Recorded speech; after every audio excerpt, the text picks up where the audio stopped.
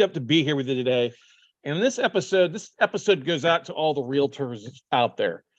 I know a lot of realtors are struggling right now, just like a lot of loan officers. Markets are changing, inventory is going down, days on market are going up.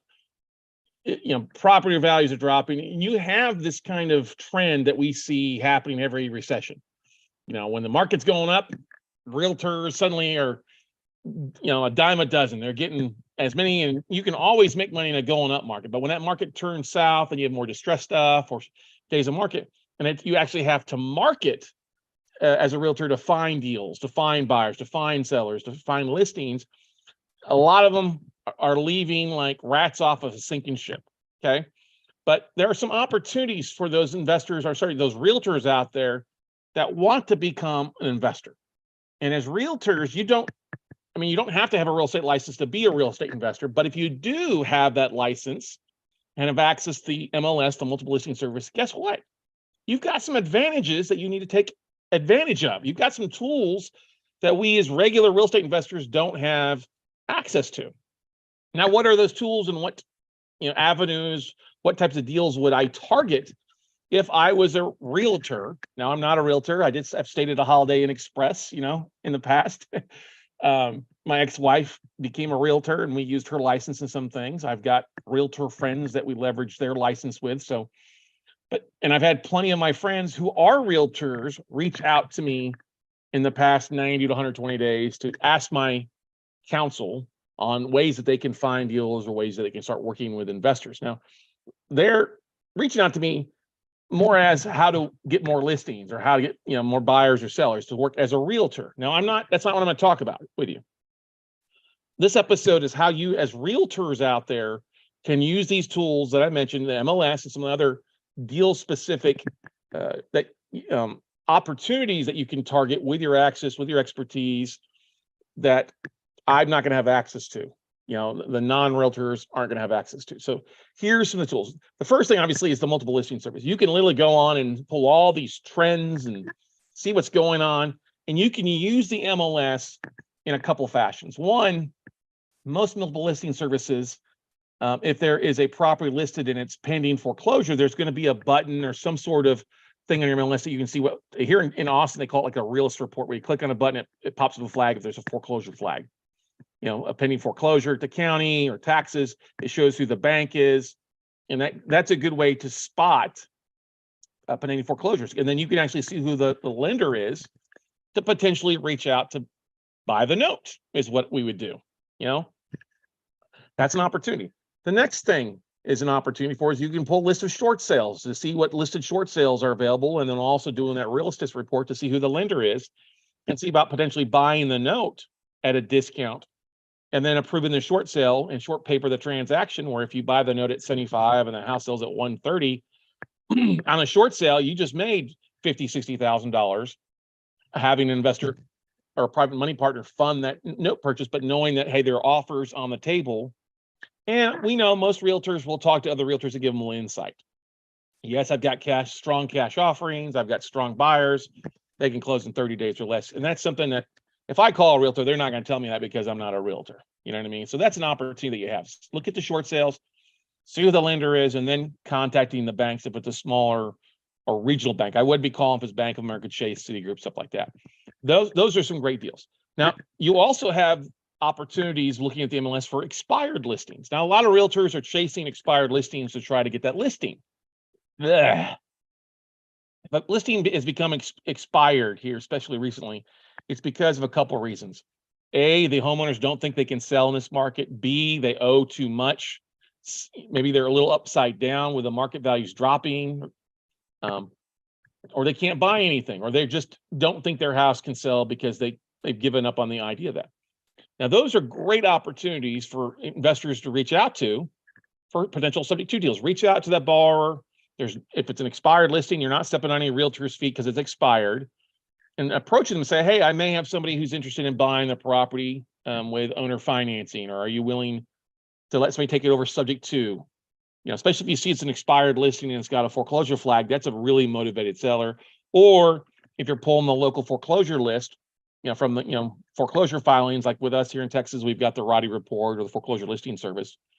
Pull on their list and see if any of those properties are listed on the MLS or have been listed. That's potential subject to deals or short sales that you can take down. And if you can't get the bank to agree to a reduced price on the note or a reduced price of the property, it's at least a listing that you can take over and run with it. And that was one of the things that we targeted in the previous recession. We had a couple realtors that would bird dog those listings. Now, especially when you see short sale listings, we would have them, and we still have this happen today, especially we started in doing this in Houston, Harris County, and then up in Dallas for Tarrant and Dallas County up there, is if it was a listed short sale, find out who the lender is and email me a list of the lenders, and I would see if I know that lender, somebody at that lender or that bank, and see about buying that debt at a discount. And when the market was still going up, most of the banks weren't taking that big of a discount. But now that the market has changed, banks are much more willing to take a discount than have a short sale listed on, for 6 to 12 months. Now, another tool that you have at your disposal besides, you do have the MLS, but if I was an agent, what I would be doing, I would be running a search for any listing that popped on the market that's really under $150,000, 100 or less. Why that number? Because that's the first time home buyers. Those are often, you can be the ones that get gobbled up for rental properties. Maybe they're distressed properties. We just worked with an agent, student of ours, and we pulled up a list in Broward County in Fort Lauderdale. And there's about 160 properties in Broward County that popped up that were below that $150,000 mark. And there was 5 or 6 that were expired listings that were distressed properties that needed rehab, they needed fixing, they needed somebody to step in. Those are opportunities for you to reach out to the homeowners on these, if the realtor, and hey, maybe you can get them to carry financing for a while you go in and fix the property. Maybe buy it as is with financing in place, fix it up, and then sell it off. Maybe you bring in a hard money lender. Maybe you use this to flip it or wholesale it to other investors buying in the area. One of the greatest strategies and one of the most powerful tools that realtors have that they don't take advantage of is when they have a listing in a property, doing a search for realtors who have listed properties in that same area and finding, hey, do you have somebody, or seeing somebody, if there's an LLC who has bought in that zip code in the past few weeks, past months, because oftentimes investors want to buy in specific zip codes because they have their crews, they know the area, they know comps, they have their contractors, vendors, stuff like that. They know what the rent rates are and stuff like that. That's a huge opportunity if you're a realtor and you find a distressed property or something wrong, is that you have access to that. And the minute it goes online, if you set reports, you can jump on those faster than other people. If it's been expired, guess what? You have the opportunity to make some lemonade out of lemons that another realtor have, or the current homeowner has. It's a lemon to them because they can't get it sold and it's expired and going on there. So these are things and tools that you, as a realtor, have access to. Now, another tool that we've talked about before in the podcast is something that's a realtor has if they're National Association of Realtors. Every realtor is licensed as a member of the National Realtor Association, Association of Realtors, NAR, not NAR, not NRA, NAR, right? And I've spoken in the past as the National Association of Realtors. I spoke a few years back in New Orleans back during in 2010. It's hard to believe it's been 12 years now, but I spoke on a panel about distressed debt, distressed assets. And if you're a realtor out there and you know your NAR number and password or what it is, you can log into NAR RPR. This is National Association of Realtors Real Property Reports.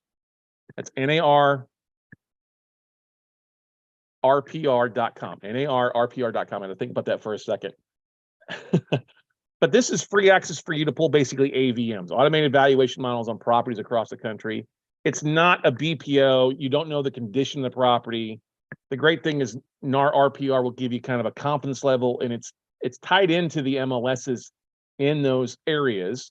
So it's about pulling like comps without you knowing what the condition of the property is. And this is a really great due diligence tool on the front end. You still want to have a local realtor go by, or a local BPO agent puts eyes on the property and do an external or interior or both BPO to tell you what true condition the property is. But when you're making initial offers, being able to run an NAR RPR report, easy, not having to pay $150, or $200 initially on the upfront, you can get a much more accurate idea of the condition of the property.